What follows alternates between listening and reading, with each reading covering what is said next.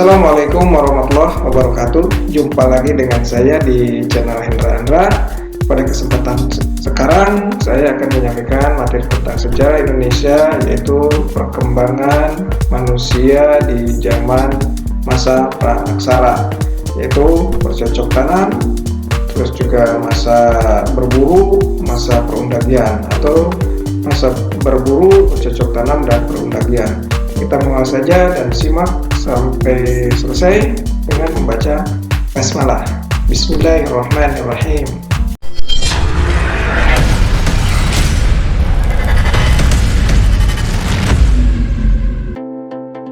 Para pelajar semua, kita mulai saja ke materinya.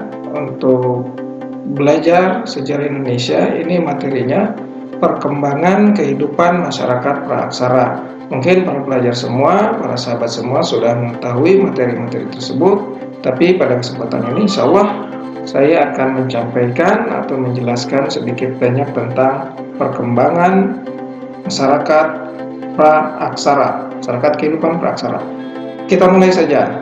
Kita lihat ke poinnya, poin 38, perkembangan kehidupan masyarakat pra-aksara.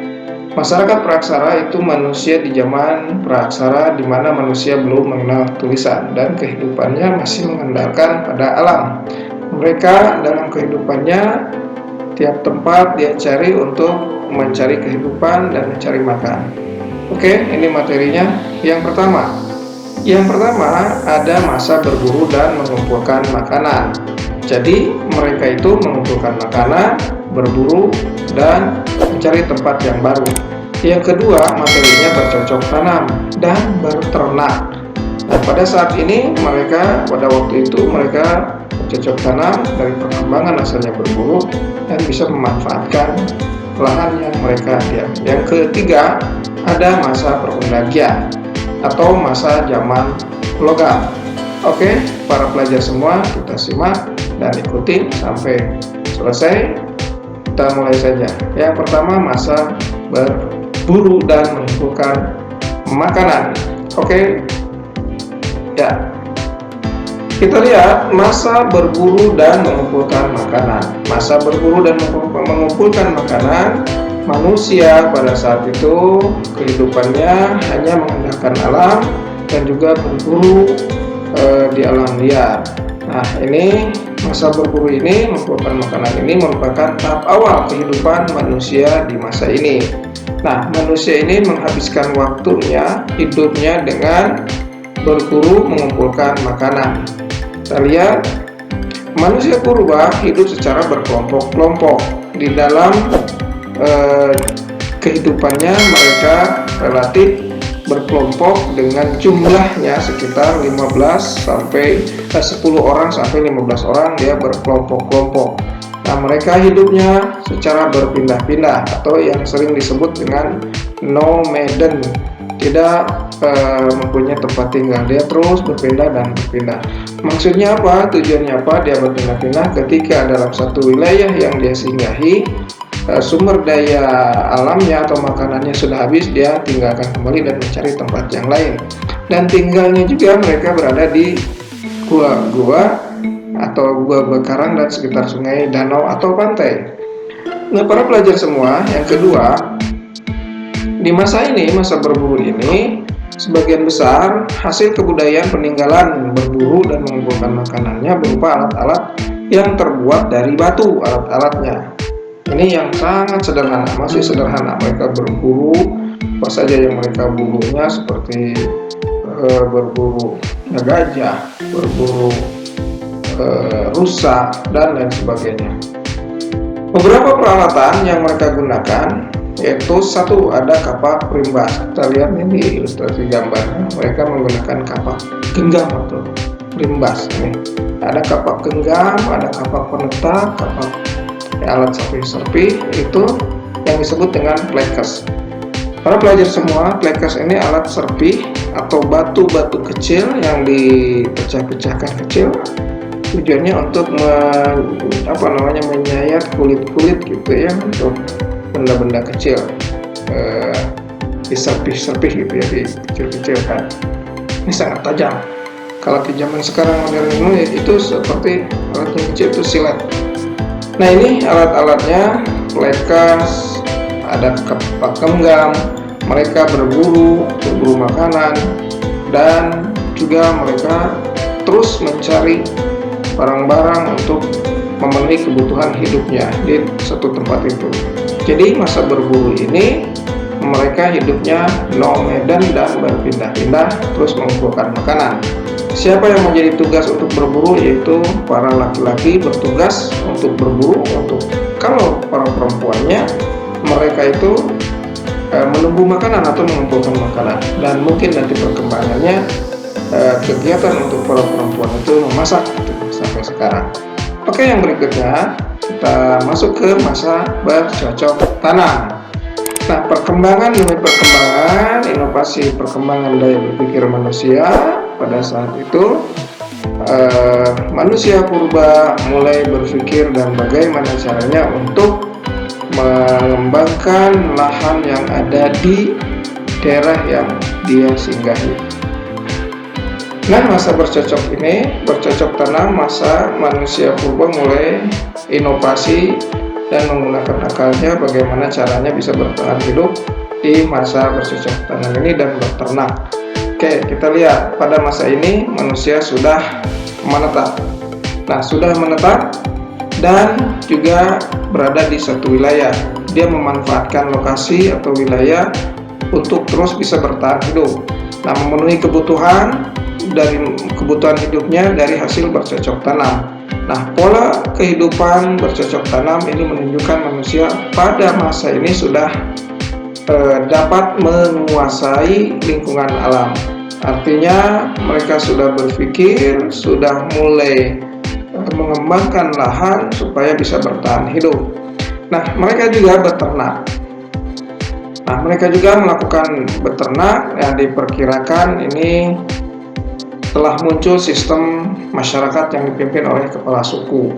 Para pelajar semua, para sahabat semua, bahwa dalam satu kelompok 15 sampai 20 atau 10 sampai 15 biasanya dilakukan untuk pemilihan kepala suku atau ketua.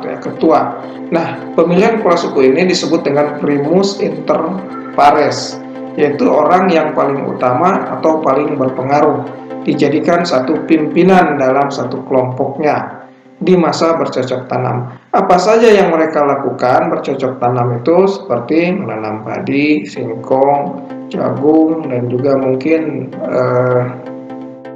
tanaman-tanaman lainnya untuk bertahan hidup. Ini masa perkembangan kehidupan manusia. Nah, disebutkan di sini bahwa manusia ini berhasil membuat perlengkapan pertanian di masa bercocok tanam ini. Nah, kita lihat di sini manusia ini berhasil. Perkakas yang mereka buat untuk kebutuhan rumah tangga juga memiliki permukaan yang halus dan tajam, tidak seperti di masa berburu, batunya masih kasar. Nah, kalau di masa ini penggunaan batu-batunya juga sudah mulai diupam atau dihaluskan. Nah, para sahabat semua, para pelajar semua, nah benda-benda tersebut seperti yang mereka buat itu ada beliung yang persegi, yang persegi. Nah, ini beliung yang persegi gitu. Membuat juga mata panah, kapak lonjong, gurdi, dan pisau, ditambah dengan perhiasan. Nah, seperti gerabah. Nah, manusia ini mulai mengenal aktivitas ekonomi perdagangan. Mungkin para sahabat semua, di zaman manusia purba sudah ada kegiatan ekonomi. Kalau sekarang ya jelas perdagangan, terjadinya jual beli barang. Adanya tempat jual beli seperti pasar. Nah, di zaman dulu juga, di zaman manusia purba ada aktivitas ekonomi perdagangan dengan sistem barter atau tukar menukar barang. Nah, para pelajar semua, ini barang-barang yang mereka buat atau benda-benda yang mereka buat, ini ada mata panah, ini juga ada kapak gitu ya, kapak lonjong, gurdi, atau pisau. Ini alat yang mereka buat untuk aktivitas kehidupan masa bercocok tanam. Jadi pada masa kehidupan ini manusia purba sudah mulai menggunakan akalnya untuk mempertahankan diri, bahkan bisa disebut semi sedenter. Jadi sudah menetap tapi sudah membuat tempat tinggal, semi sedenter atau berpindah tapi tidak terlalu sering pindahnya.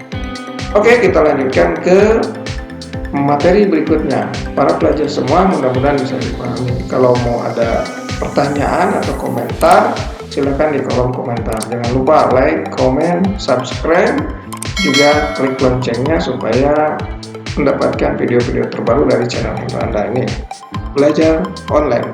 Oke, kita lanjutkan ke materi yang berikutnya. Materi berikutnya yang ketiga tadi, yaitu masa perundagian. Apa itu masa perundagian? Itu zamannya zaman logam. Manusia purba sudah mulai berinovasi, sudah mulai berkembang untuk membuat benda-benda yang lebih menarik dan lebih canggih untuk memudahkan dalam kehidupannya sehari-hari. Masa perundagian merupakan masa dengan tingkat kebudayaan tertinggi. Ini bisa dikatakan zamannya udah mulai masuk ke zaman manusia mulai cerdas. Nah, kebudayaan tertinggi pada masa praaksara ini. Pada masa perundagian ini masyarakat sudah mampu membuat peralatan yang terbuat dari perunggu, juga mereka sudah mengenal pembagian sistem kerja berdasarkan kemampuan tiap-tiap individu pada masa perundagian atau masa logam.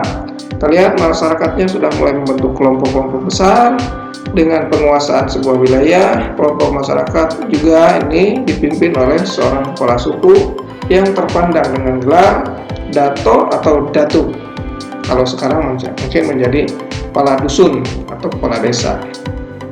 Yang kedua, munculnya golongan undagi dalam masyarakat. Mereka dapat membuat barang-barang logam yang indah-indah. Nah, sebagai simbol status sosial, barang yang mereka buat dan dihasilkan antara lain seperti nekara, moko, dan juga kapak corong, bejana perunggu, dan arca perunggu. Nah, ini nekara yang dibuat pada masa perundagian. Dan juga ada kapak corong. Nah, para sahabat semua, para pelajar semua, ini materi perkembangan masyarakat praaksara sampai dengan masa perundagian, masa logam. Mudah-mudahan materi yang sudah saya sampaikan bisa bermanfaat dan dipahami. Kurang dan lebihnya silakan dibuka buku paketnya masing-masing, dan juga ada deskripsi untuk buku paket, linknya ada. Oke sahabat semua, itu saja yang bisa saya sampaikan. Jangan lupa like, komen, dan subscribe. Juga klik loncengnya supaya channel ini berkembang dan mendapatkan video-video terbaru dari saya, dari Belajar Online Sejarah Indonesia.